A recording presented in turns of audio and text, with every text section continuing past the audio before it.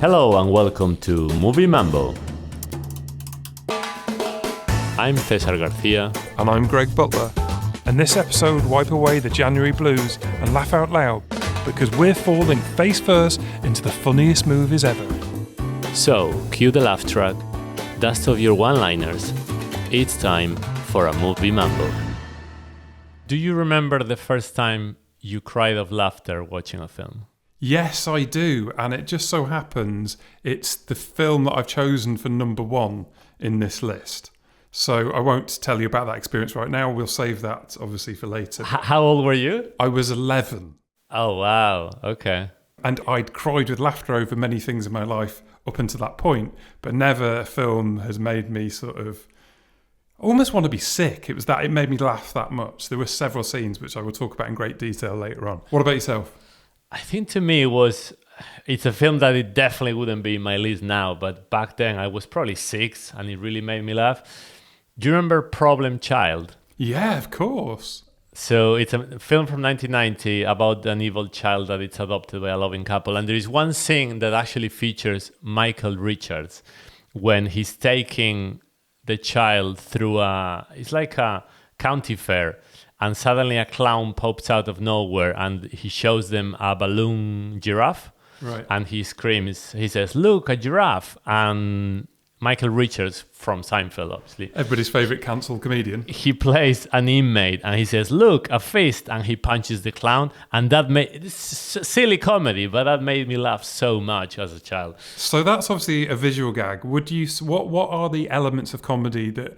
Because obviously it's such a personal thing, comedy. It's probably the most personal art form, I would say. You know, maybe alongside music. You know, everybody has a different idea of what makes them laugh. Yeah, and I think comedy is one that it's very much also age-driven, even country-driven. There are things that are probably funny in Spain that are not funny here and vice versa. Yeah. Well, the context, right? It totally changes everything. Yeah, it's very much culturally as well, yeah. So you've chosen 5 comedies today, obviously. What do they all share that you're really drawn to?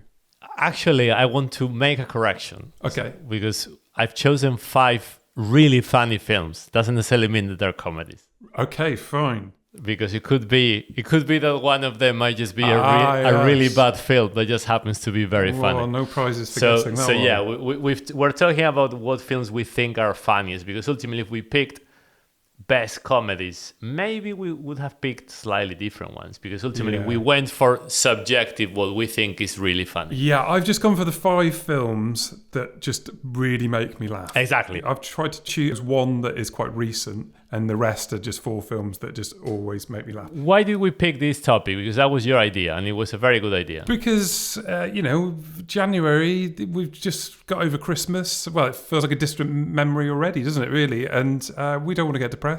We don't want to just rely on alcohol. So we want to put the comedies on, right? Well, we've started a bit early. I've been watching them over Christmas. Yeah, so to cheer up people in January. Exactly.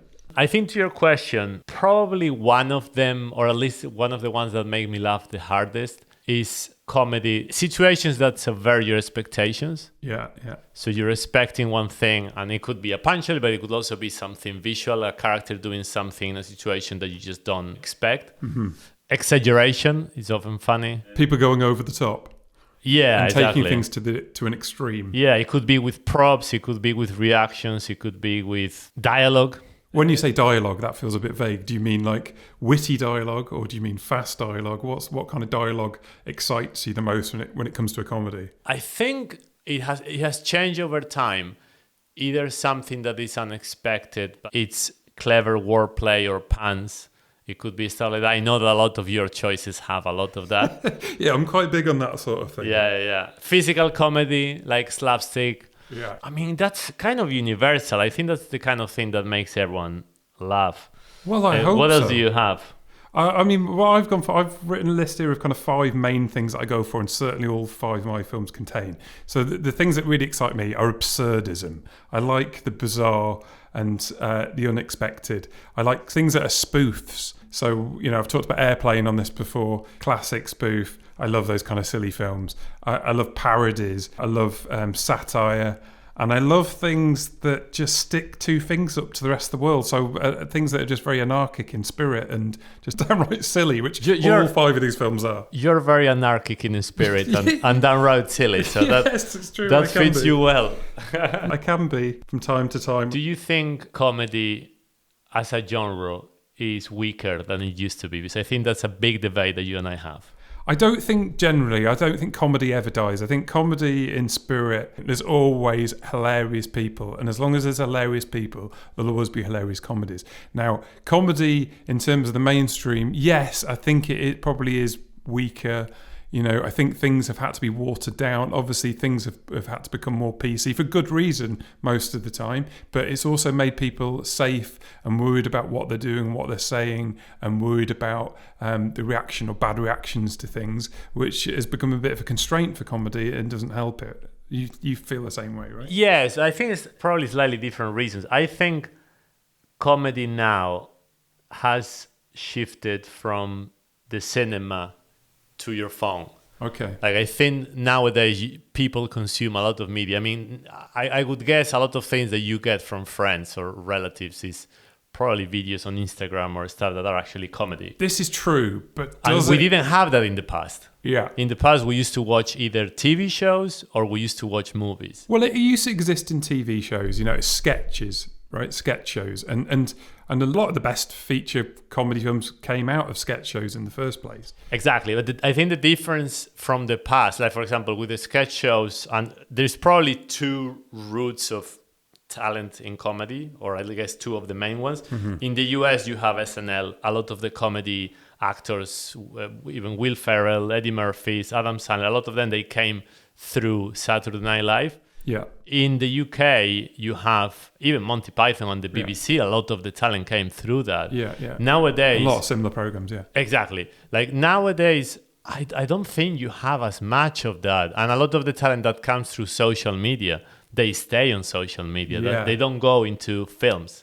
Yeah, those funny people there, and will they go into films eventually? I think some of them will, and you think not, but I think a lot of them no. Also because of a couple of reasons. One is because now you have a lot more genres that get blended. So if you say what are the biggest comedies in the last 10 years, a lot of them are actually probably superhero movies, for example. Like Deadpool, it's one of those that a lot of people find. I'm not saying that you or I may find it, but it's what I mean by that is a lot of comedy is now coming from other films, other genres that are more like big IP, because nowadays the medium level budget. Just sneak the comedy in there. Exactly. You don't really have even Will Ferrell, a lot of those actors, they don't really make the mid-level comedies or mid-budget comedies that they used to make before. But what is better? All this I'm not talking better. But really, seriously, what is better? All these short-form sort of comedies on your phone, which we all love a bit of from time to time. Of course we do, yeah? Or a film with a bit more depth, with a bit more... Not that some of our films have got much depth, but you know, something with a little bit more substance and a little bit more weight to it. It's better. Film's better, right? Yeah, I mean, to us it is. Yes. We're probably not the right people to answer that question. But hopefully other people listening, surely.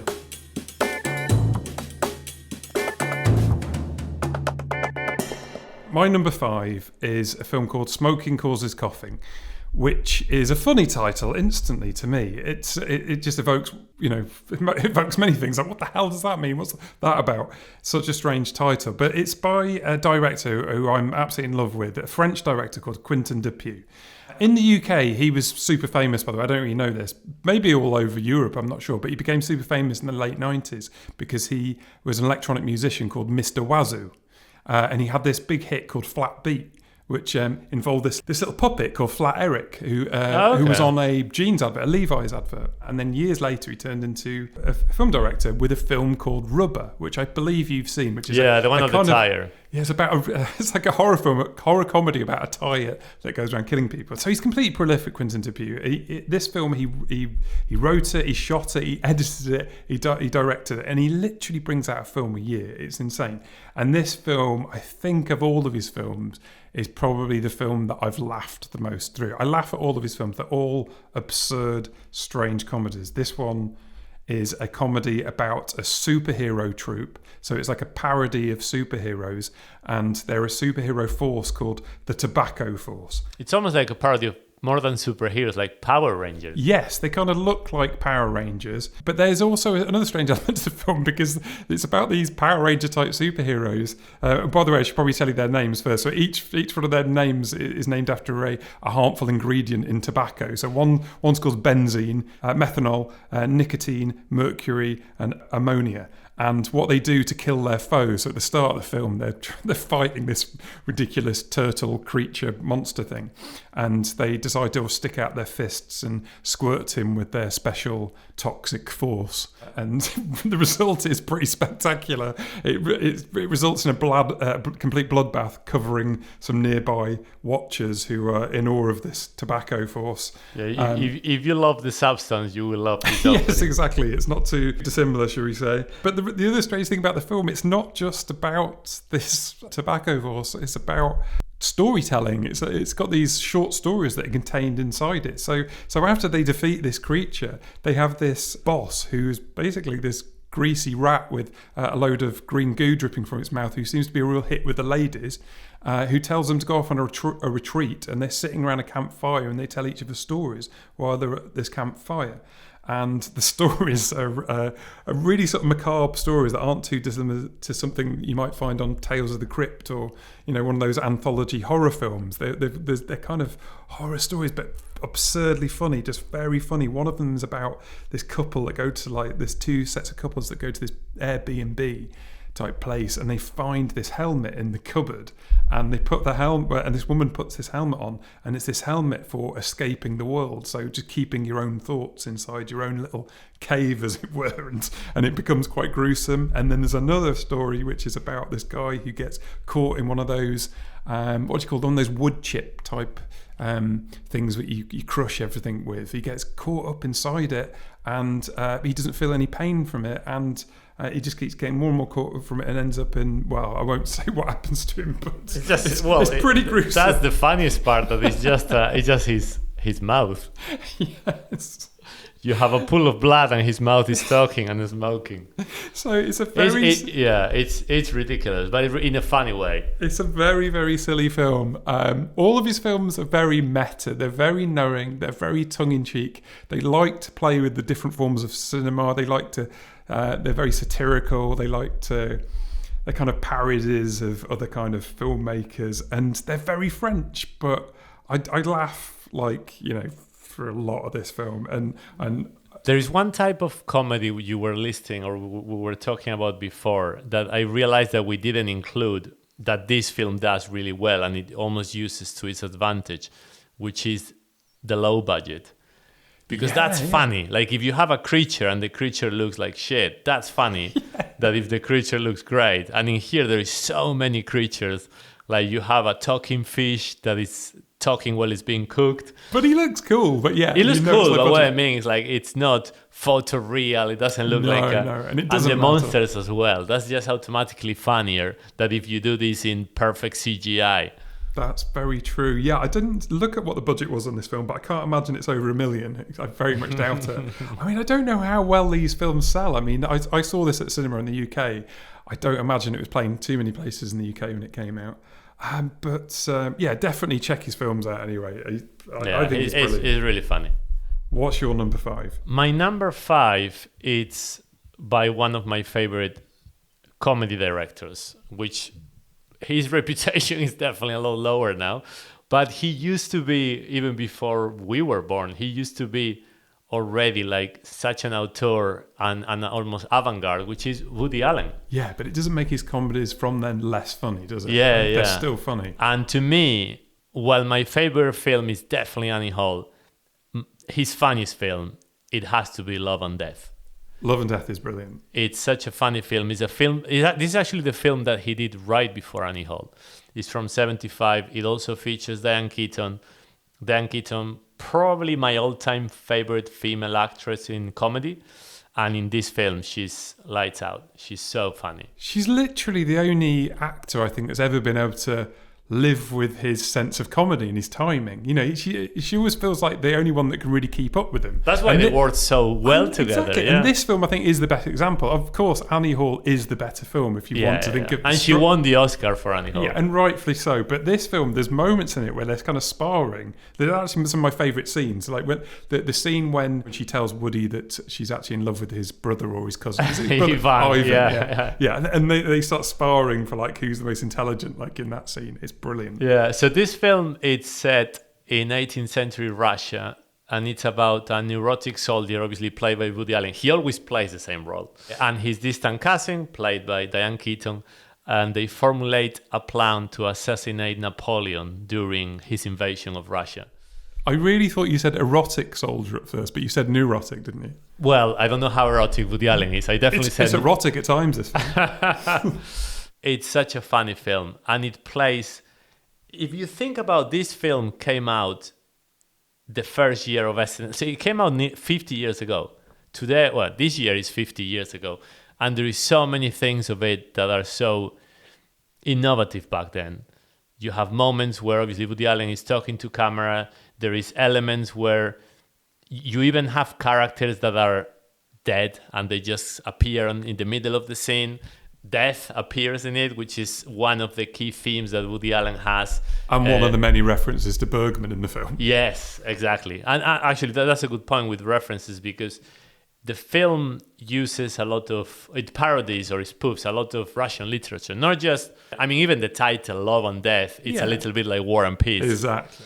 So even the story of which we talked about, War and Peace, on the biggest epics or the best epics. You have Tolstoy, Dostoevsky talks about war epics, European art house cinema, and even the ending, which obviously you would love. It has a section that looks so much like Persona. Yeah, even the framing is the same. Yeah, with the actor from Suspiria, the original Suspiria, Jessica. Yeah. Jessica Harper. Framing is the same. But in terms of comedy, this is one where a lot of it is based on wordplay, and it's such a witty dialogue. It's obviously the way that Woody Allen normally writes his films, and it's pretty much, there is some scenes that they have a joke by every sentence that someone says. It's so quick. It feels, compared to comedies at the time, and certainly comedies not long before, it's so much faster comedy-wise. So you are Don Francisco? Yes, I have regards from your brother in Spain. Says you went away, you don't write, nothing. Comes a Friday night, he never hears from you. You took his razor, you never returned it. This is an honor for me. No, it's a greater honor for me. No, a greater honor for me. No, it's a greater honor for me. No, a greater honor for me. Well, perhaps you're right. Perhaps it is a greater honor for you. And you must be Don Francisco's sister. No, you must be Don Francisco's sister. No, you must be Don Francisco's sister. No, you must be Don Francisco's sister. No, it's a greater honor for me. I see our Spanish guests have a sense of humor. Yeah, she's a great kidder. No, you're a great kidder. No, you're Don Francisco's sister. Shall we dine? Oh, can we eat first? Yeah, there's hardly any time to laugh, really. That's the strange thing. So that's the benefit of this film, is watching repeat viewings of this film make it better, because you start to pick up on more and more of the subtleties of the wordplay, as well as you say the wordplay, there's lots of amazingly funny visuals in this film as well. Yeah. Like I'd say almost equally, maybe slightly more on the wordplay. For example, the scene where he's flirting with the Russian dignitary at the opera with the fan, and he's kind of looking, playing peekaboo with the fan. I mean, just the idea of Woody Allen doing that is instantly funny. It's just silly, but it's such a clever dialogue throughout. What did you find of this film? I think that maybe it is Woody Allen's funniest film. I think Sleeper is equally funny. The film that I think they probably made before this, right before 74. Yeah. I think the two of those films together are definitely Woody Allen's silliest films. Yeah, it's just strange that he then made Annie Hall and never really went back to these really silly comedies again. I think it's a real shame, because they're so strong and they're so unique in a way. You know, we've got lots of other very silly comedies we're about to talk about, but there's something very different about the way that Woody Allen does it. He does it in a very highbrow way that other filmmakers wouldn't be able to do. Yeah, you're right. After this, he did Annie Hall. After this, he did Manhattan, which obviously were his two films that were more critically acclaimed, and I think also more box office. With biggest box office. I would say so, yeah. Yeah. And, I mean, they're amazing. Annie Hall is clearly, it's definitely the best for many reasons. And I was close to put it in here, but I just feel that Annie Hall, pound for pound, it has scenes that are a lot more dramatic because it's more of a drama with a lot of comedy as well. Yeah, we'll save it for another episode. Yeah. What's your number 4? For number 4, I'm keeping up the silly factor, and I've gone for 1989's UHF. Not a particularly big hit in this country. In fact, it didn't even get a cinema release in this country. Went straight to video. So it's by Weird Al Yankovic. I say it's by Weird Al Yankovic. It stars Weird Al Yankovic, and he wrote it. It's actually directed by his friend called Jay Levy. And Weird Al Yankovic at the time in 80s America was a very well-known musician for creating parodies, musical parodies, and in particular he had a parody of 2 Michael Jackson parodies, one called Eat It, which was a play on Beat It, Fat, which was a play on Bad, and he had a really good one about Madonna, which was called Like a Surgeon, which is actually my favourite one, which is worth listening to. I don't know if he still does it, but until recently he was making parodies. Oh, he still does it. He's still doing it. It's amazing. And he's had, and that's the thing, there's been a bit of a resurgence in this film in the last year, because he had a biopic that came out about him last year, which he wrote. Did he direct it as well? Maybe he directed it as well. I should have checked on that. I can't remember. I think Weird Al Yankovic. Starring Daniel Radcliffe. Ah, really? Yeah. And it's really funny because it's a satire on biopics. Anyway, didn't choose that film. I was gonna say Weird Al Yankovic. If he was starting today, he would definitely have 10 million followers on Instagram, and he could just be, because that his content is perfect for social media if you think about it. This is true, and this was the difficult thing about him making this film. So this film was, so he was famous for making short clips, and so producers saw him as a bit of a cash possibility. So why don't we give him £5 million to go and make a film using his kind of comedy sketches? So he decided the best way to do it would be to make a film about a guy who inherits a TV channel from his uncle, and he has to put on loads of TV shows. And this guy is also played by Weird Al Yankovic, is also something of a fantasist, so he gets to create all of his film sort of parodies and things in the process. So what's the first 40 minutes of this film, I told you about this before watching it, so you hadn't seen it before, so I said don't judge it in the first 40 minutes, because the first 40 minutes, it's kind of, there's a lot of jokes that don't really find their feet in the first 40 minutes, and it feels a bit like it's not really going to do it. But when you get to the stage where he gets to run his TV channel, I think it's hilarious. There's some brilliant parodies and ridiculous jokes and sketches and that, which absolutely kill me.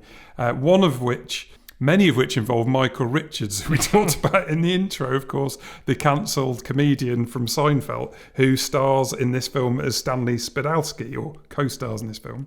I'm just going to play a quick clip which sort of it gives you a good idea of the sort of tone of some of the segments of this film. There's lots of fun coming your way this weekend on U62. First, slam your way to health as you stay fit with Mike and Spike.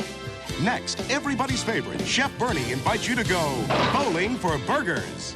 Sunday, be a part of the excitement as we premiere our dazzling new game show, Strip Solitaire. And you won't want to miss Celebrity Mud Wrestling with this week's special guest, Mikhail Gorbachev. It's a whole new weekend on U62, the reason television was invented.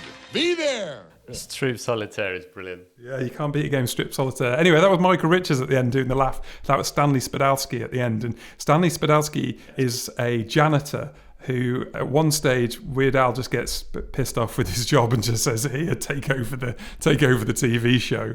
And he takes over the TV show and becomes this massive hit. And all of a sudden, his channel U62 becomes like the biggest TV channel in the area. And much to the disgruntlement of the local bigwigs who own the other channels, and it all becomes a fight for keeping the channel alive.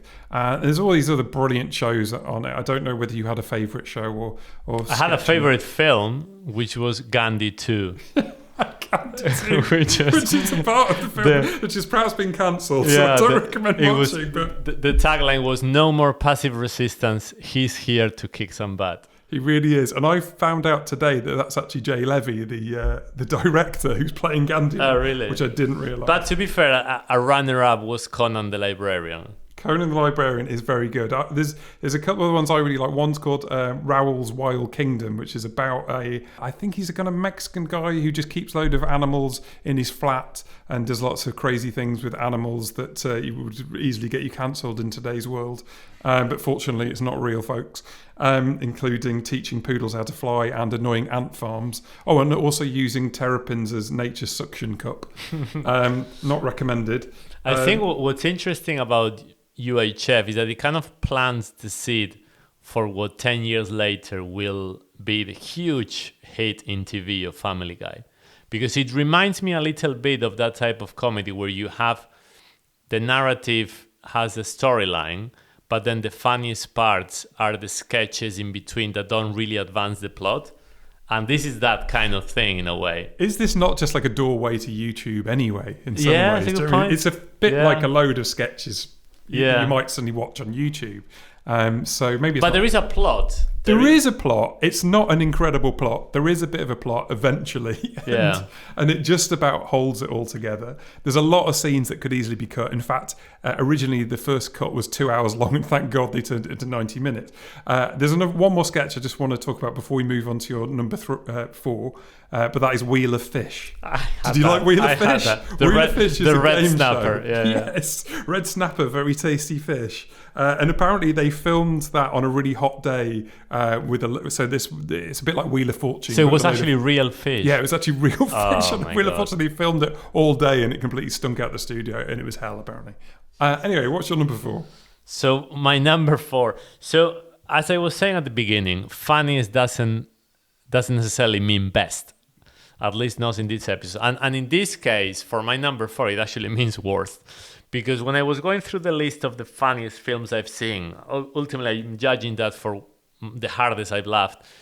And I have to include this film. This is probably one of the worst films I've seen, which is so funny, it now has a cult following. And I watched this in the cinema, actually, on a re-release, which it gets pretty much released every year. And it is The Room. From 2003. A laugh riot. By Tommy Wiseau. Yeah, it definitely is. This is the first film of Tommy Wiseau. It's self-financed. It's a production so ridiculous that even James Franco made a film about it that came out a few years ago. And I think that's how a lot of people... The Disaster Artist. Exactly. The Disaster Artist, which I think it won Best Comedy Golden Globe in the Golden Globes, actually. I mean, it was all right, but did we need it? I mean, I was quite happy just watching The Room again. Yeah, I mean, it's based on the novel by the co-star of the film, Greg Sestero, which is a really funny novel, but it's not nearly as funny as the original, which is The Room. The plot of this film, I mean, it's not particularly complex. It's like a melodrama. I wish you could explain the plot to me. It's about a banker that has a perfect life. He has a fiancée. They live together. They're about to get married. He has this amazing life with close friends, etc. But his life gets turned upside down when his fiancée starts an affair with his best friend. And it escalates from there. There is ridiculous stuff that happens. But there is a few reasons why I think this film is really funny and why it has cult following. For a start, their performances are atrocious. All of them are. The best actors in the film are the extras in the cafe, which all they do is they just wait in there and drinking coffee. But everyone is really bad. I feel a bit sorry for some of them because I don't feel like they've got an awful lot to work with. I think some of them are a little bit better than others. Obviously, the worst is Tommy Wiseau. The worst is Tommy. Long way. Exactly.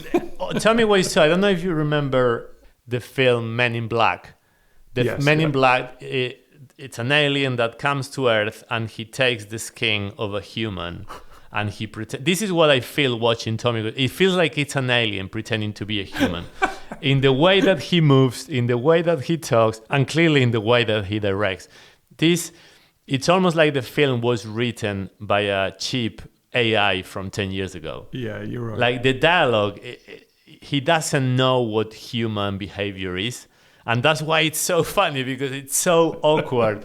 It's so ridiculous. Come on, tell us about the funniest parts. I mean, there is probably a lot. In terms of lines... What are your favourite parts? One of them is a guy that he needs to go to see his girlfriend. He says, I have to go see Michelle in a little bit to make out with her.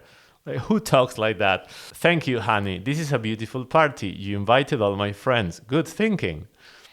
And then, of course, everybody betrayed me. I'm fed up with this world.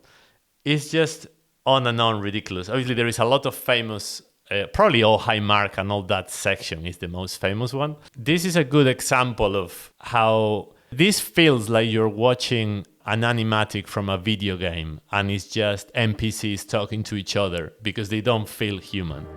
Hi. Can I help you? Yeah, can I have a dozen red roses, please? Oh, hi, Johnny. I didn't know it was you. Here you go.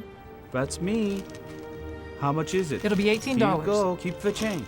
Hi, doggy. You're my favorite customer. Thanks a lot. Bye. Bye-bye. It seems like the words are there, but they're put in the wrong order, in the wrong pace. It's just ridiculous. It's actually better without the visuals in some way. Yeah, and then this is one of my favorite lines, which if you told me it was a comedy, it would be an amazing punchline. How was work today? Oh, pretty good. We got a new client at the bank. We'll make a lot of money. What client? I cannot tell you. It's confidential. Oh, come on. Why not? No, I can't. Anyway, how is your sex life? It's the logical conclusion. Exactly. When did you watch this for the first time? Was it this time? Unfortunately, I've only ever watched it twice, and both times on my computer. And I think the thing is with this film, one, it gets better the more you watched it. So I've only really watched it all the way through twice.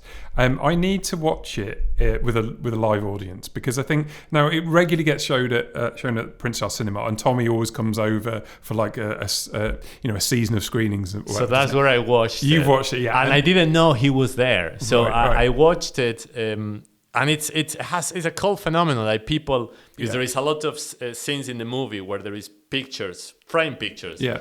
And for whatever reason, a lot of those pictures are just spoons, like plastic spoons. So people, when any shot appears with spoons, people just throw spoons to the screen in the middle of the film. That sounds a bit annoying, to be honest. They reply every time he says, "Oh, hi, Mark." And then Tommy Wiseau was there, so he gave a bit of an intro. And then at the end, I actually bought, which I think is the only script I bought signed. I have another ones, but this is the one that I actually have signed by the writer, and it's from the room.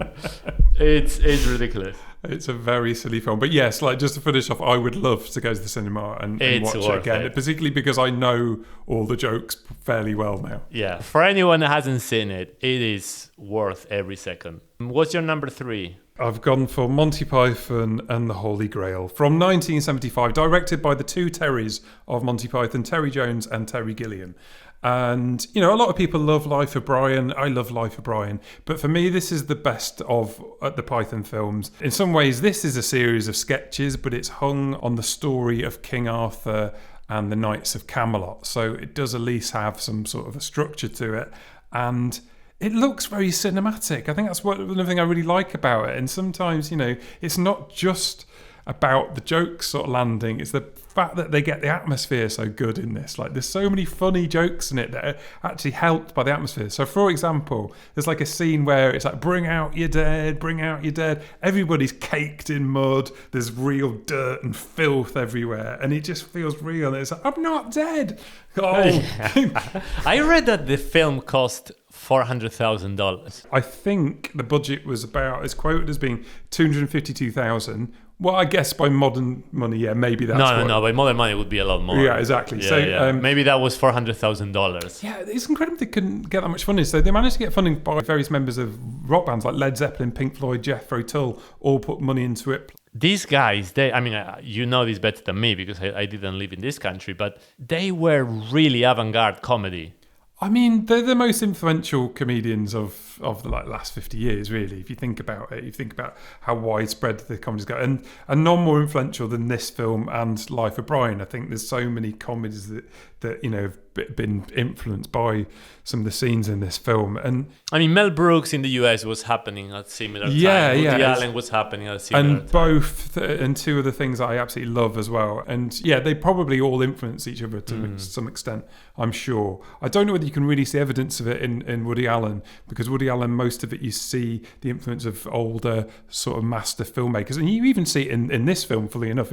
In The Holy Grail, they were actually really influenced by Pasolini, which you wouldn't have thought at first glance. But if you think about the world building that's going on there, in particular the film The Gospel According to St. Matthew, which is the story of Christ, they looked at specific scenes in that and tried to create that sort of feel and the look and smell. Terry Gilliam in particular was obsessed with the idea of it really feeling like a film, you know, if you're going to hang these jokes on them. And thank God he did it, because it really elevates it to something else.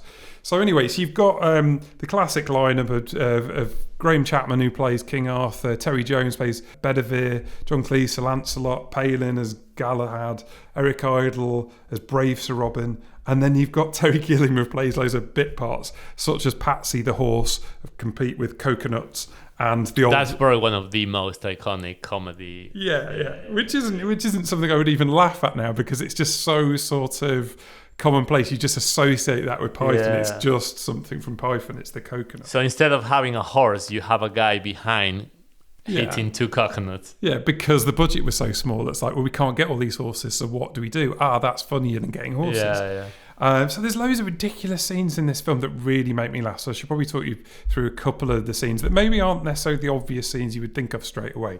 Weirdly enough, I watched it again last night.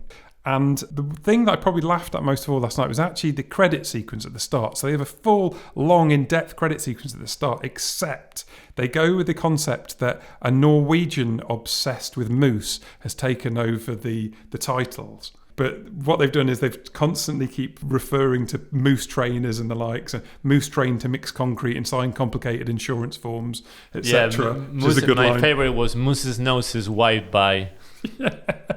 And then what happens, then they stop it and it's like, no, we're not having this. Somebody sort that out and the lawyers get involved and somebody else takes over, and then it turns into somebody who's obsessed with llamas, and it finishes off with this kind of sort of Mexican feel at the end, doesn't it? Brilliant. Amazing way to start a film. Do you have a favourite scene from this film? Yes, I do. And it's also quite deep, some of the topics that it discusses. And it discusses politics through comedy, including the role of monarchy and the legitimacy of a king. And the scene is when King Arthur is meeting a peasant, self-described as who he presumes is a peasant. Well, exactly. he describes himself as an anarcho-syndicalist. Commune. Yeah, it's a commune. Yeah. And they talk about whether King Arthur can actually be a king just for picking up Excalibur, the sword. Yeah, which of course is nonsense. And his quote, the peasant's quote, he says, "When strange women lying in ponds distributing swords is no basis for a system of government," which is brilliant. You're damn right. It's so good. And today, it's no different in this country. It might as well be that, because it makes no difference. They're just bored into it. So yeah, it's just as relevant. But it's so disruptive. You were talking before on the subtitles. Obviously, the fact that a lot of the characters play multiple roles. They play even women. Even there is some changes in genre and time. Suddenly it becomes like a present-day news story, and the historian gets killed. Yeah, so it gets a bit meta, and that's something you see a lot in the Quentin Dupieux films that I was talking about earlier. So that's a massive influence on the sort of things that he does. I've got 2 favourite scenes I just want to talk about before we move into the next film. One of them is the surprise attack of Sir Lancelot. Do you remember this scene? So there is a scene where Sir Lancelot, played by John Cleese, is coming from the distance, coming from the trees, and it just keeps doing a rumble, and then it cuts to a shot of the guards, and then another shot of a rumble, cuts to a shot of guards, another shot of John Cleese, and all of a sudden he's there and he's attacking and he's killing everyone. That's a perfect use of editing as a comedy tool. Yeah, and I was so influenced by that as a kid that when I eventually went to film school, the first film I ever made was a film called Surprise Attack Darts. And when I was a kid or a teenager, I used to go around the local pubs in my local villages, jump out into the pubs, throw a dart on the darts board and run out. And I made a film about me and a mate going into pubs, throwing darts at the board and run out, and shot it in the same style as that scene. So yeah, massive influence on me anyway, not that it's got me far. And then the other scene I wanted to talk about is the Knights of Ni. So the Knights of Ni is an hilarious scene, the initial Knights of Ni. But my favourite part is actually the part when they come back, and this is what happens. We are now the Knights of Say, therefore we must give you a test. What is this test, O knights who till recently said ni? Firstly, you must find another shrubbery. Not another shrubbery. Then, when you have found the shrubbery, you must place it here beside this shrubbery, only slightly higher so you get a 2-level effect with a little path running down the middle. Then, when you have found the shrubbery, you must cut down the mightiest tree in the forest with a herring. shall do no such thing. Oh, please. There you go. Michael Palin as the large Knights of Knee, or the large one of the Knights of Knee. But I really love in that scene as well the little guys around him, the other little Knights of Knee, who just can't stop saying "knee," like even though they've changed their name, they can't stop doing it. That's what always makes me laugh. Did you know that was Elvis Presley's one of his favourite films, and that was his favourite scene? I really weird to imagine him watching that. Anyway, what's your number 3? My number 3, I guess, is the pioneer in the mockumentary genre as a joke. So this is Spinal Tap. It's not just the pioneer. It is the pioneer, but it's actually still the best. Yeah. It's 1984 by Rob Reiner, which was actually his first film, and this is a film that I was very close to pick in our first episode, which was the best debut films. It's super influential on not just on films much more recent, like What We Do in the Shadows. You wouldn't have that without This Is Spinal Tap. But also TV series like The Office, both the British and the American, or even Modern Family. And this case is a mockumentary that takes a joke, it parodies and mimics the rock documentaries of the time, while exaggerating a lot of their cliches. And apparently it did such a good job that a lot of people in the industry would actually compliment Rob Reiner for the film, but would say, it's a really good film, but why did you pick a band that was so unknown? Because they actually thought it was real. Because they're so good. And the amazing thing is, have Americans ever been as good at being English? It's incredible. They're so good at being English. Christopher Guest. I thought they were English for years. Everybody did, that didn't know who they were as actors at that time. It's such a good film. So the plot is a mockumentary that follows a British rock band called Spinal Tap during their US tour. And the film follows the 4 members of the band and also the director of the documentary, which also features in the film, which just happens to be Rob Reiner, which is also the director of the film. The way that it subverts rock band's lore, like the lifestyle, all of the different musical eras that the bands at the time would go through, which kind of follows a bit of the excess. Well, definitely the excess, but I'm thinking the different eras and the different looks. Obviously a parody on the Rolling Stones or even the Beatles. And just the pompous grandiosity of the rock star lifestyle, isn't it? It just sends it up perfectly. And some of it does it quite subtly. Obviously, there's bigger moments like the stage moments where it does it less subtly. But it is just brilliant from start to finish. The idiosyncrasies of the characters, the curses, like the curse of the drummers, which all of the drummers they had died of weird deaths, and they talk about it. I love as well bizarre gardening accident. But also the girlfriend rivalries, which clearly is a joke on Yoko Ono. Yeah, of course. Because you have 2 main creative forces in the band, and one of them has a girlfriend that gets really involved. The most famous scene by far is the one of This Goes to 11, which everyone knows. I'll play in a second. I don't know if you went on IMDb's page of This Is Spinal Tap, and all of the films there are rated from 1 to 10. This Is Spinal Tap is the only film that is rated from 1 to 11. Quality, that's how well loved it is. It's brilliant. It's such a nice touch. I'll play that clip because it's just too good. This is a top to what we use on stage, but it's very, very special because if you can see, the numbers all go to 11. Look, right across the board. 11, 11, and most of 11, the and amps go up to 10. Exactly. Does that mean it's louder? Is it any louder? Well, it's 1 louder, isn't it? It's not 10. You see, most blokes, be playing at 10. You're on 10 here, all the way up, all the way up, all the way up. You're on 10 on your guitar. Where can you go from there? Where? I don't know. Nowhere, exactly. What we do is if we need that extra push over the cliff, you know what we do? Put it up to 11. 11, exactly. 1 louder. Why don't you just make 10 louder and make 10 be the top number and make that a little louder? These go to 11. But it's Christopher Guest's face and all these things. I spend most of the time just laughing at Christopher Guest's face, not just in that scene, but throughout. There's something just so deadpan about his face, whatever. And you can see there's like a combination of like he's either looking very vacant, or you can kind of see the mechanics going on in his head because he's so easy to read, I suppose. And there's so much, he does so little with his face, but he's always funny throughout every scene. It's so funny. I love as well that obviously a lot of the comedy comes from the dialogue that they have, but there is so many really strong visual moments. One of my favorites is the one where they hired this production designer to create a replica of Stonehenge for one of their performances for a song called Stonehenge, and it's meant to be a big performance on stage. And when they draw it, they draw Stonehenge, but they mix feet with inches. So the production designer just brings this replica of Stonehenge that is 18 inches instead it looks beautiful, which looks great, but instead of 18 feet.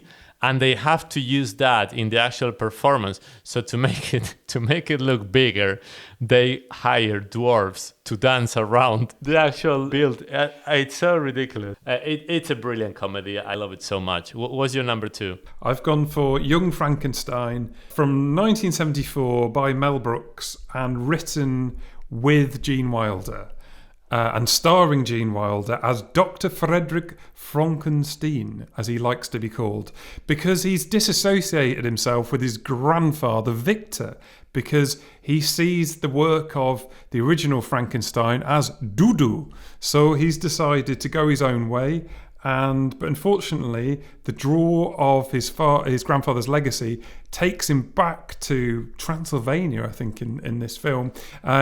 So it's filmed in black and white. It's made to look like the original James Whale Frankenstein film. So it's based on the original Frankenstein story, I suppose, but just subverted a little bit. It looks beautiful. It looks wonderful. It's photographed by Gerald Hirschfeld, who just did this incredible job with the way it looks. And I think that's why the legacy of this film... Well, there's two reasons why the legacy of this film is so much more stronger and more powerful than the rest of Mel Brooks' films. Of course, the producers is famous, Blazing Saddles, Spaceballs, but they're not in the same league as Young Frankenstein for me. And the reason for that is, one, it looks great, and two, the cast of Gene Wilder, as I've just mentioned, Marty Feldman as Igor, incredible, Terry Garr as Inga, Madeline Kahn as Gene Wilder's love from back home, Elizabeth, Peter Boyle as the monster, Gene Hackman as a blind man in the scene, has his brilliant cameo as the blind man, and Clarice Leachman as Frau Blucher, who is, of course, unforgettable.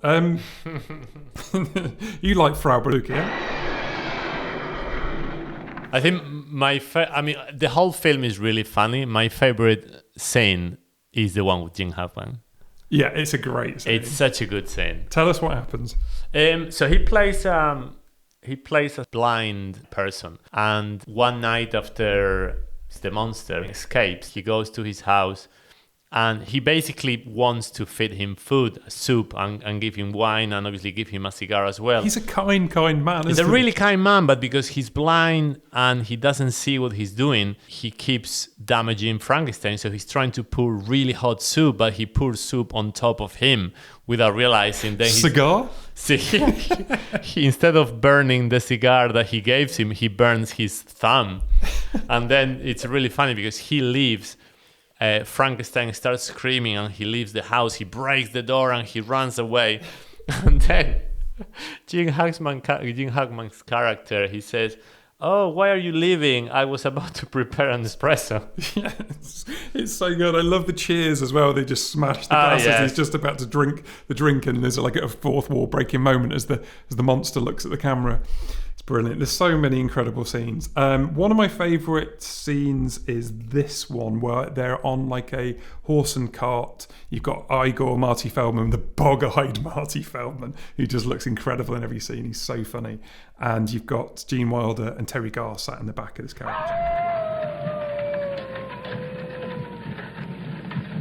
Werewolf. Werewolf?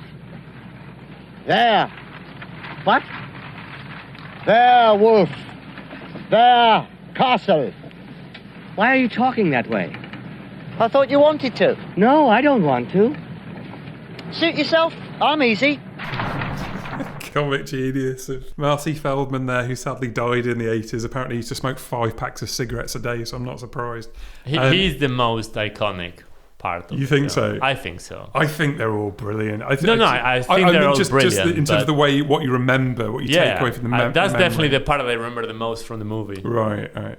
Yeah, I mean, he's just got unforgettable eyes, hasn't he? Which I think he actually had something wrong with his eyes. I always used to think that he just had strange eyes, but I think he actually had a condition that created that. Pretty incredible. There's so many scenes I love in this film. Of course, you've got I would say the most famous scene in this film is actually the musical number. Yeah, Putting on the Ritz. Putting on the Ritz, which I was going to play a clip of. But yeah, if you've never seen this film, I mean, and you just want to get a feel for this film, there's no harm in just watching that scene. It's an amazing musical number when Gene Wilder's character, Frederick Frankenstein, shows off his monster for the first time to the general public. And what better way to show off the monster than doing a song and dance and tap dance routine? And it is glorious.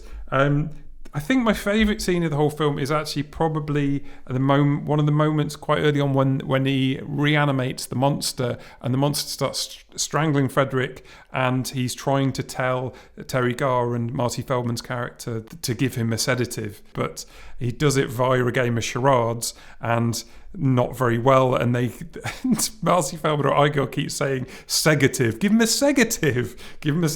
So eventually they manage to give him the sedative, and then at some point Marty Feldman's character Igor has to explain to Gene Wilder that he didn't actually get the right brain, and this is what happens. Would you mind telling me whose brain I did put in? And you won't be angry? I will not be angry. Abby someone. Abby someone. Are you saying that I put an abnormal brain into a 7.5 foot long, 54-inch wide gorilla? And that's what I love about Gene Wilder's performance in this film, is and these are the bits that actually make me laugh most of all in this film, is the way that he just gets so wound up by everything. It's brilliant. And I think it's really influential on a lot of the comedians as well that came after this. I mean, one comedian I kept thinking of while I was watching this was Steve Martin, particularly I rewatched Planes, Trains and Automobiles a few weeks ago, and there's lots of scenes in that where he goes crazy at John Candy, and I was just thinking, God, this is so similar. He's actually really channeling Gene Wilder from the scene where Gene Wilder starts strangling Igor in that scene. It's actually very similar. I didn't has realise. big jumps on. Yeah, he goes from 0 to 100. Yeah, like many of our comedies we've perhaps chosen here, there's a few jokes that just feel quite crass now, as you get in most Mel Brooks films, but just ignore them because there's so many brilliant things in it. I highly recommend it. Yeah. My number two is a lot more recent, and this is out of my 5. This is one that I remember watching in the cinema. I was a lot younger, and it was almost the perfect time to watch it. And it's Superbad. How old was you when you watched it? I was 22, so I was in college, but I still remember very much high school. Okay, yeah, good time to watch it. Yeah, it was not being an adult for very long. No, I'm barely an adult now. To me, this is the greatest teen comedy of all time, and it's the hardest I've laughed at the cinema. It's a movie by Greg Mottola from 2007, and it's very much one of the films that started the R-rated, really successful trend of comedies of the mid-2000s to mid-2010s, which was led in a big part by Judd Apatow. So you have right before this, I think, 40-Year-Old Virgin, then Superbad, and also Knocked Up. And there were a lot of films around this era. He was also the producer in Anchorman, and then you have all of the Will Ferrell films. And to me, this is my favorite. One, to me, is the funniest from start to end. But also, the reason I really like this film is that I find it very relatable, and at its core, it's an emotional coming-of-age story. So it's not just ridiculous. And it's a film that it has some depth. It's not just jokes for joke's sake. It does, yeah. There are 2 characters in particular in this film that really make me laugh, that really elevate this film. Like the McLovin character. What's he actually called in the film? Because he has like a fake ID, and on his fake ID it says McLovin, doesn't it? But what is his actual character name? Fogel, yeah. I mean, whenever he's on screen, I laugh. Like he's gold. I mean, I think he's the most iconic part of the film by now. He was the... But he's not the poster of the film. It's Jonah Hill and Michael Cera, isn't it? Yeah, I mean, it was his first film. And what's funny is that I from a behind-the-scenes point of view, he wasn't an actor, and he didn't really care about acting that much. So in a lot of the arguments with Jonah Hill's character, Jonah Hill is really angry with him. So that anger is actually coming across on the screen. See, I find Jonah Hill so unlikable in this film. I'm not saying I don't laugh at all at any of his scenes. Like, there's a few of them I do laugh at, but I find him so unbelievably unlikable. Yeah, he's meant to be unlikable. Yeah, but he's so frustrating. But fortunately, the other two counterbalance that so much because they are so likable. Yeah, and they really subvert. And Michael Cera's character is quite interesting because he really subverts what you expect that character to be. Like, he's actually very respectful and polite. Yeah, and that's something that you're absolutely right. And this film, when it came out, it got some criticism by certain sectors that it was being disrespectful about sex and all of that. But I actually think it's the opposite. Well, Jonah Hill's character is misogynistic and disrespectful. But not Michael Cera's. And ultimately the outcome of the film is not. Not the filmmakers either, I don't think. Exactly. So the surface, I guess the plot of the film, or the surface plot, is two high school friends that they want to get laid in a party before they go and separate to go off to college. But at its core, it's about these two friends that are trying to cope with the fact that they're going to be separated when they go to college. So it's a bit of a trying to say goodbye and making peace with it. It's a film that in many ways, it feels that it was written by teenagers. And the reason is because it was actually written by Seth Rogen and Evan Goldberg when they were 13. Wow, I didn't know they were that young when they wrote it. They wrote the script at 13 years old, and then there were a few revisions. And for many years, Seth Rogen tried to play Jonah Hill's character, but at some point, he just became too old. Yeah. So instead, he played with Bill Hader, the cops, which to me are one of my favorite characters. They're having a lot of fun in this film. Yeah, they're really. Yeah, I'm surprised there isn't a spin-off about it. That's true. But yeah, there is so much. It's almost like a lightning in a bottle because there is so much fresh and undiscovered comedy talent, pretty much at their peak. I mean, Jonah Hill, he wasn't really at his peak. This was the film that he was kind of discovered. He had a small role in 40-Year-Old Virgin, but this was the main role. Obviously, he then went off to be nominated twice. Well, yeah, I mean, we see him get much better in the years after this, don't we? I mean, he's fine in this film. I mean, he plays the role. He's very good in this film. To me, his peak is Wolf of Wall Street. I think Moneyball. Moneyball is a dramatic role. Yeah, I think he's great. But from a comedy standpoint, Wolf of Wall Street is probably his peak. But Michael Cera, obviously coming off Arrested Development, Christopher Mintz-Plasse, which is McLovin. Yeah. But you also have Seth Rogen and Bill Hader. Bill Hader, obviously from Saturday Night Live. I think this was one of his first films. Seth Rogen, he was already the friend in 40-Year-Old Virgin, and he had appeared before in Freaks and Geeks, which is probably my favorite show about high school. Really, only had one season, but it's really funny. And also, it features Emma Stone in her film debut. Oh, yeah, of course. It was the first film he's done. I mean, let me just... What are the funniest scenes? So, I mean, there is a lot. I loved every scene where the cops appear. And there is one scene that I find really funny, which is when the two cops are in a bar with McLovin, and one of the cops is talking to him about his ex-wife. And he's talking about his ex-wife that he had met at this bar. And he's explaining that his ex-wife, I think the whole quote says, she opened up my world sexually. On our wedding night, we had group sex. I wasn't involved in it, but I could hear it through the wall. It's so good. And then McLovin asks him in another scene, what's like having a gun? And he says, it's like having two cocks if one of them could kill someone. And the scene, I'll play this. I mean, one of the most iconic scenes is the one of, again, going back to McLovin, is the scene that made him a star, which is the one of his actual fake ID. Wait, you changed your name to McLovin? McLovin? What kind of a stupid name is that, Fogel? What, are you trying to be an Irish R&B singer? Oh, they let you pick any name you want when you get down there. And you landed on McLovin. Yeah, I was between that and Muhammad.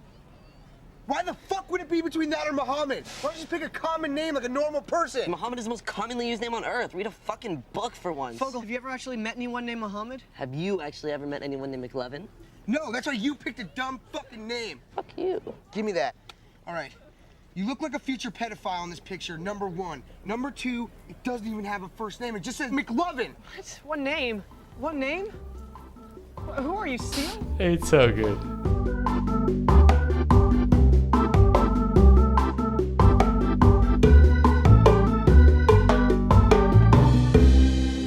My number one is from 1984, Top Secret, by Jim Abrahams, David Zucker, and Jerry Zucker. They were hot off the back of two films they made previous to this. The Kentucky Fried Movie, which was like a sketch sort of show that they started off as a sketch troupe. And then they had this massive hit with Airplane. Got asked if they wanted to make Airplane 2, the sequel, and turned down loads of money, weirdly. And then made the brilliant series Police Squad, made 6 episodes. And then which they'd already been working on a little bit just after Airplane, was this film, Top Secret, which weirdly not enough people seem to have seen. And I don't understand why, because I think it is the funniest film ever made. This is the film that makes me laugh all the time. So I saw this film the first time when I was 11. I'd never laughed so much in my life. I've still not seen a film that makes me laugh more than this, and there's so many reasons why. It is very, very silly. It is a parody of a spy film, a war film, Elvis films, like coming out of prison movie. Yeah, prison break movie. There's musical elements to it. So there's like a Beach Boys rip-off of a song. There's Elvis type songs, and it stars Val Kilmer in his first ever movie role, playing Nick Rivers, or Neek Rivers, as I like to call him, as some of his East German fans do in the film. And he is brilliant. He looks the part. He's an incredible dancer and singer. He plays the part. He takes the part really seriously, which is what you need to do for a Zaz film. You have to really play it to a T. So rather than me explain the rest of the plot, here's a little part of the film that kind of attempts to do that in comedy fashion. I'm not the first guy who fell in love with a girl he met in a restaurant, who then turned out to be the daughter of a kidnapped scientist, only to lose her to a childhood lover who she'd last seen on a deserted island, and who turned out 15 years later to be the leader of the French underground.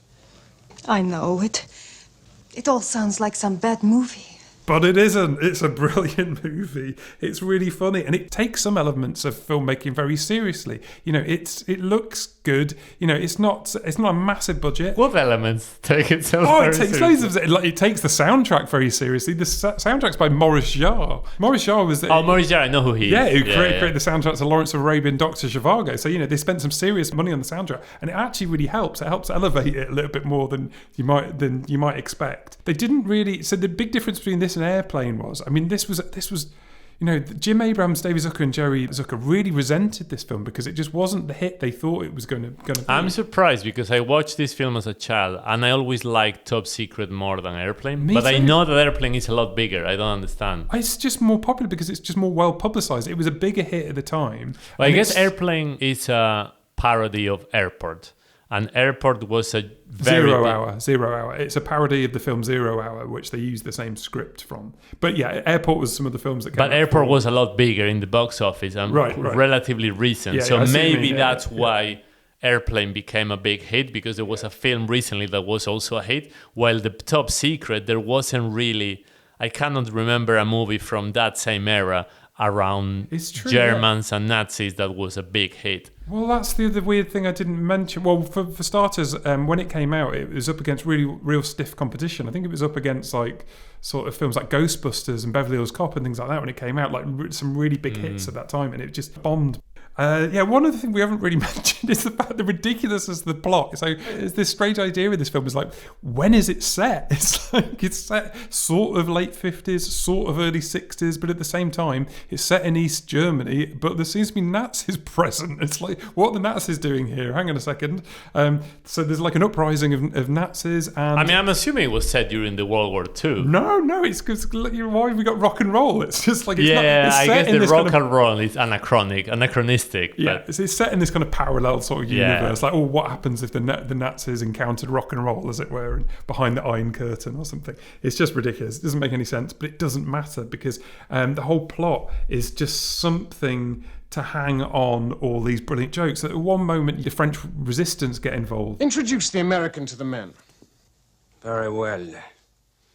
This is Chevalier, Montage, Détente, Avant-Garde, and Déjà Vu. Have we not met before, monsieur? I don't think so. I love the moment where he says deja vu and he gives him like a double take. It's so good. That look at his face. Haven't we met before? Oh, it's brilliant. Yeah, and then Omar Sharif's even in it. Obviously, we just mentioned Lawrence of Arabia. Omar Sharif has like a bit part in the film, and he gets some very silly scenes. And there's this incredible scene where he's a spy and he has to talk to another spy, and he has to like use a code to talk to him. And he's talking to him on the street, and so they have to be very careful about what they're talking about. And this guy in the street is this guy selling souvenirs, novelties, party tricks, and they have this brilliant scene where they have this conversation, and every time somebody walks past, he has to show him a little practical joke and on Omar Sharif, and it all, he ends up covered in cream and an exploding cigar. And then this happens at the end of the scene. Good luck, kind sir, and God be with you. Wait. You dropped your phony dog poo. What phony dog poo? Souvenirs, novelties, party tricks. Classic. But I think what makes this film stand out for me above all other Zaz films, so they only directed as a trio Airplane, this, Ruthless People, and Naked Gun? I think only two of them or one of them. Oh, really? Yeah, I think so. They kind of split up a bit for like the films in the 90s. But also, from a filmmaking point of view, it's got some incredible ideas and some massive set pieces. There's three scenes in particular I wanted to talk about that always really stand out to me.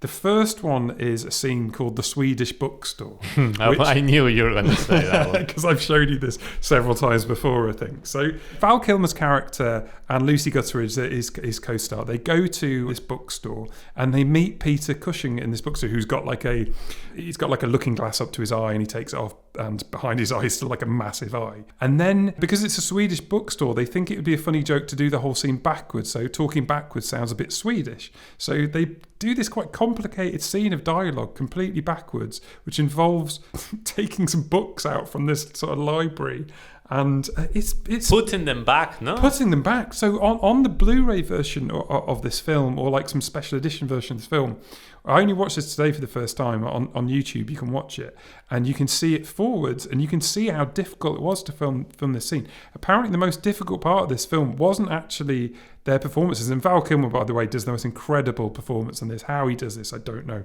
There's so many things to remember in terms of what he does and the order in which he does it. But the biggest problem, the reason why they had to do so many takes, is because there's a dog at the end of the scene that walks backwards, and presumably the dog just kept going off at a tangent and going off to eat food and just kept ruining the scene. And the scene finishes, of course, with them going up a fire pole rather than down it, which is brilliant, which kind of reaffirms to you that you've just been watching the whole scene backwards. Can I say one thing? I don't know if you have it in your top three, but it really makes me laugh every time, is when Val Kilmer gets into the train and the train starts. And it looks like the train starts because you see the trees and the train station moving. And then it's actually the train station that is leaving, and the train stays still.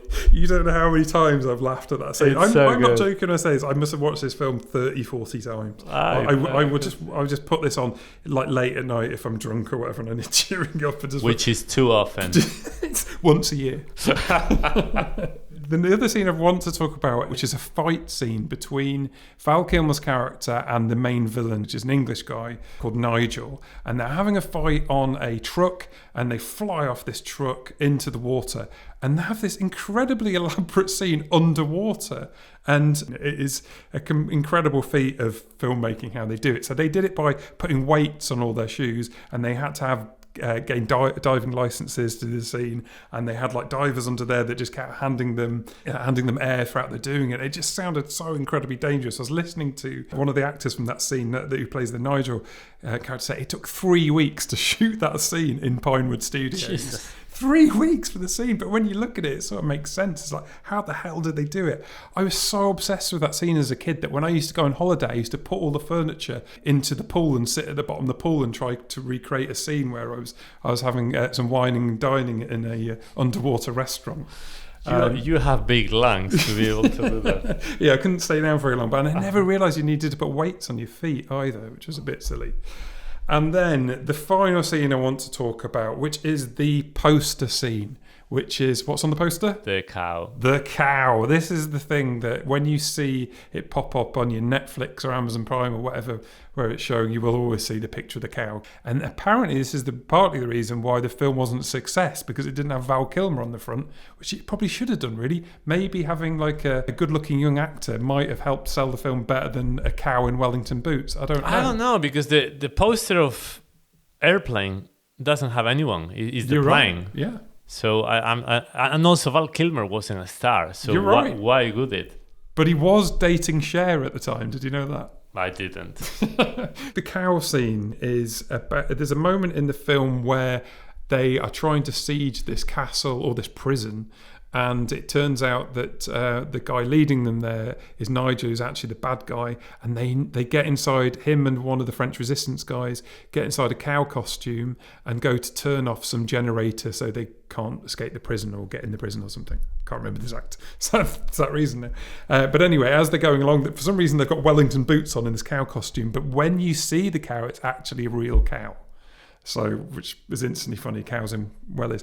And unfortunately, something goes terribly wrong for our guy on the back of the cow costume, because a baby calf comes along and comes for an afternoon feed, which is quite funny on a number of levels. Also because you see a close-up shot of Nigel inside there and the effect it's having on him. And I heard in an interview today with him that it was his suggestion to do a shot of him inside the costume. But what he didn't realise is that Zaz were going to make him do that, and he almost refused to do the scene because he knew that his mother and father would be watching the scene, which gives it a different sort of context. But anyway, then they go along and then they get, should we say, accosted by a bull. And we can. And it results in a particularly amusing scene, and I think one of the funniest scenes ever made, maybe the funniest scene ever. I think I have other favorites from that film. Go on, hit me. There's so many good visual jokes. I mean, to be honest, it's one that makes me laugh a lot, and it's so simple because it plays with your perception and your understanding of that symbol.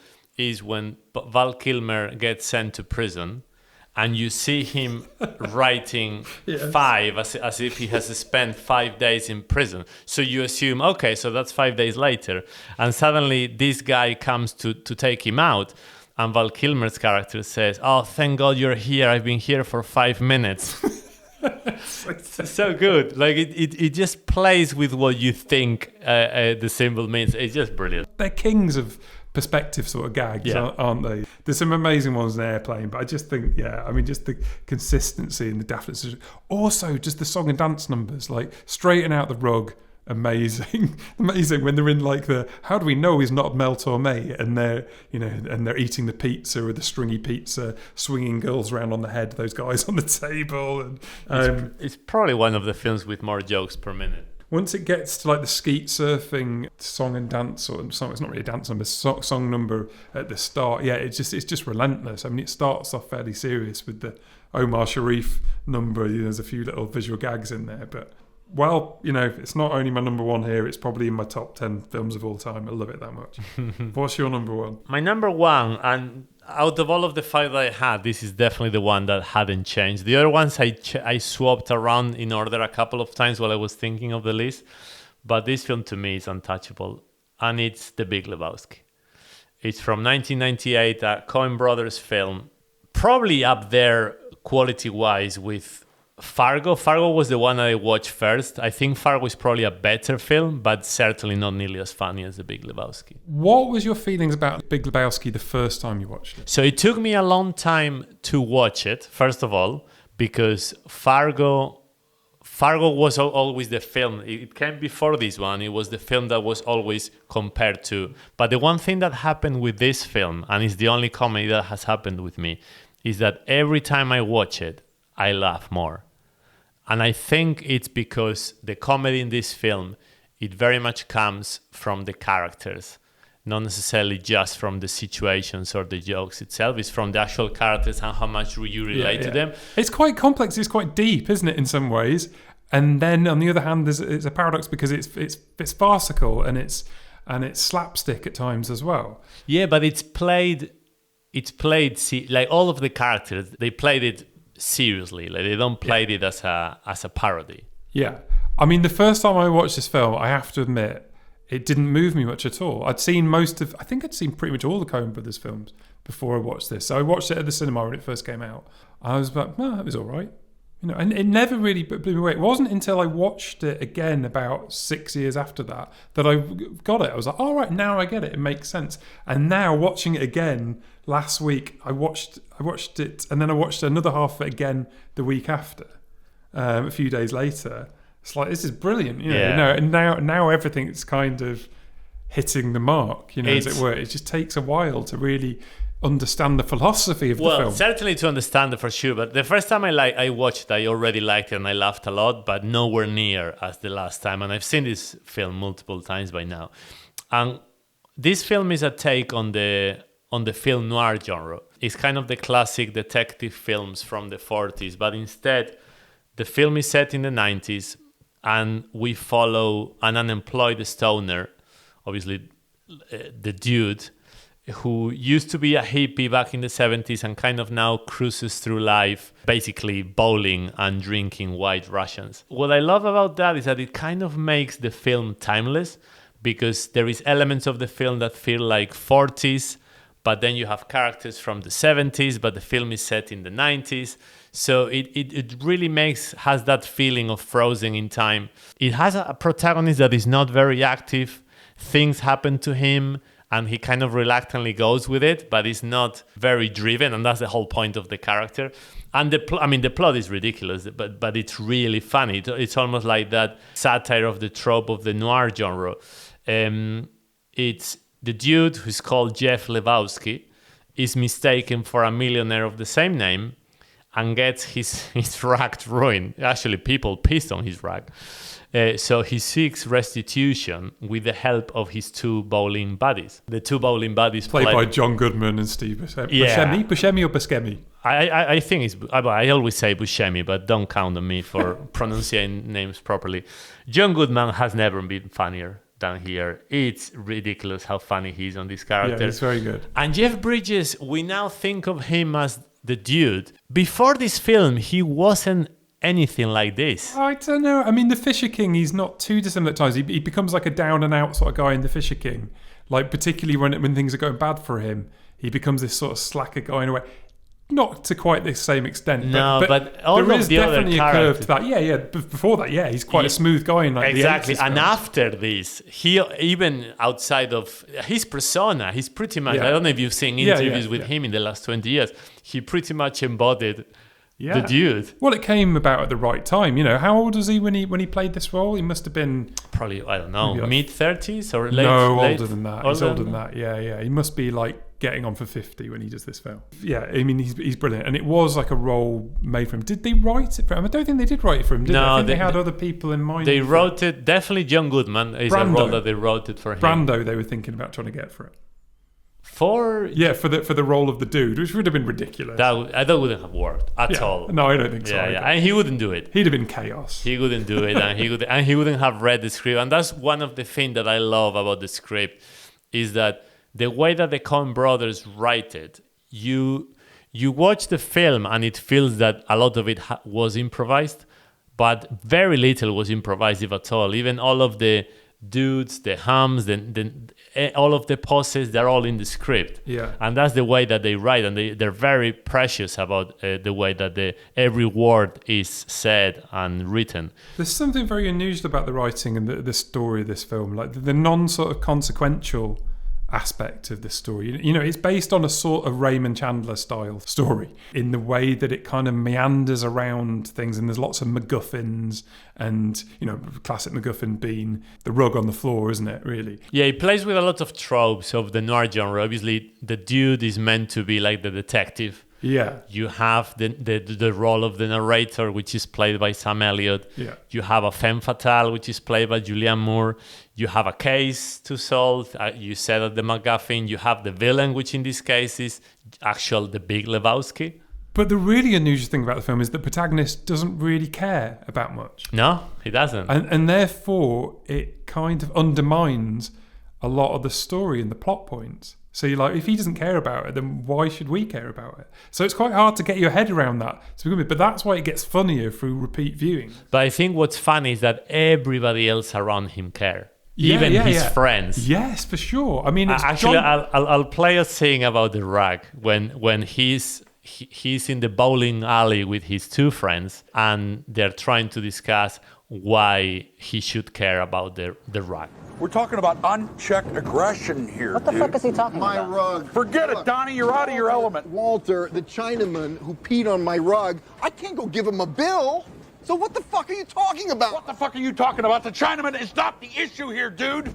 I'm talking about drawing a line in the sand, dude. Across this line, you do not.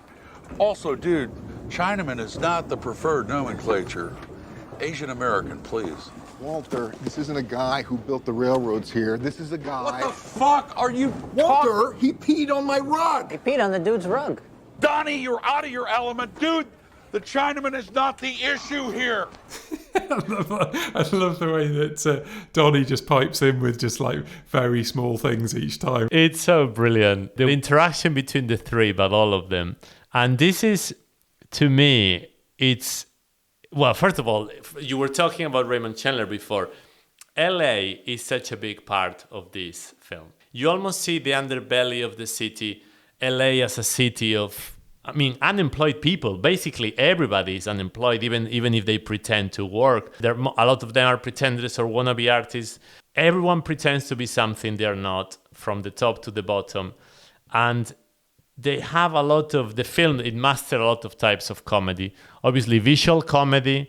The moment when the thugs get into his house at the beginning, the dude's house, and they put his head inside the toilet, and then as he's lying on the floor with his face covering toilet water, he takes the sunglasses from the toilet and he puts them on after being attacked. Yeah, he's incredibly unflustered considering the circumstances. It's brilliant. Obviously, all of the dream sequences are genius. When they're spreading Donnie's ashes on the cliff. Oh man, that scene's amazing. That scene is incredible. And I was on tears watching this. And the wind pushes the ashes on the dude's face. Yeah, and it actually manages to still be quite touching at the same time. That's the thing, like this film is really, it has moments that are really touching and you really feel everything that happens to the characters. You follow, it's not just surface humor, you really follow the characters. And at the end of the day, this film, it's a really good criticism of the different phases of America at the time. Obviously, this is the late 90s, but it's set in the early 90s during the first Iraq War.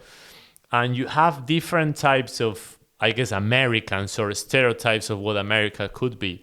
You have the dude, someone who once had values and fought for something. Obviously, he was a hippie in the 70s, and he's now lost, and he lives a passive life.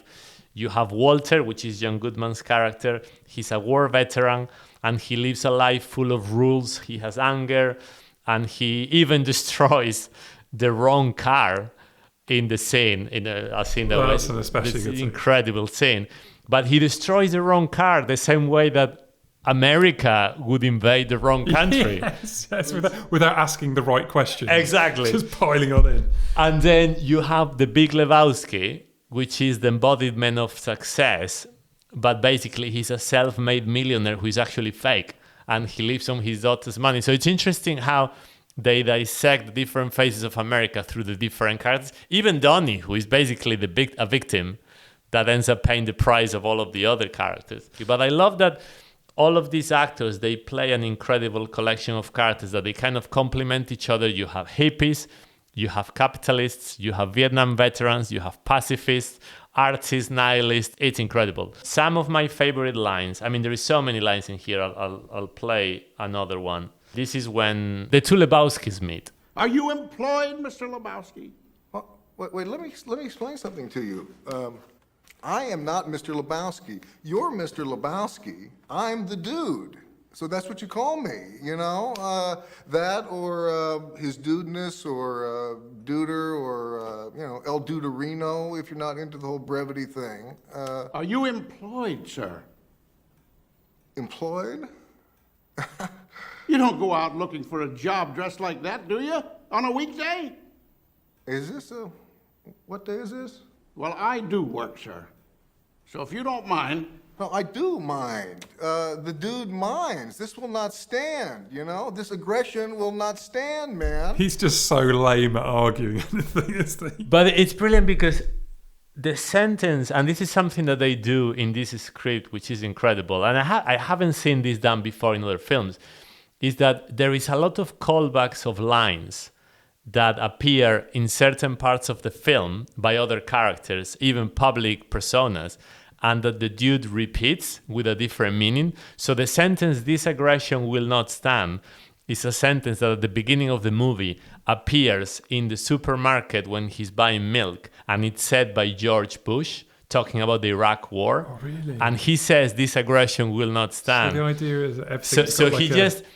the dude is almost like a human parrot that he just repeats lines, but he changes the meaning. But there's so many great lines. Obviously, that rag really tied the room together. Again, so many callbacks. "Careful, man, there is a beverage here," which is when he's carrying that's the great. White Yeah, Russian. no matter how like messed up he's being, he still manages to keep his White Russian in his hand, doesn't he? As he's getting in that back of that limo. It's And brilliant. then when John Goodman's character is destroying the car, or what he thinks is the car of the child, and ends up being the car of someone else, and he's saying, "I'm gonna say this the TV censored version of the line to avoid cursing," and he says, "This is what happens when you find a stranger in the Alps." That was what they played on American TV. Yeah, which is almost better than the original. Yeah, it's beautiful.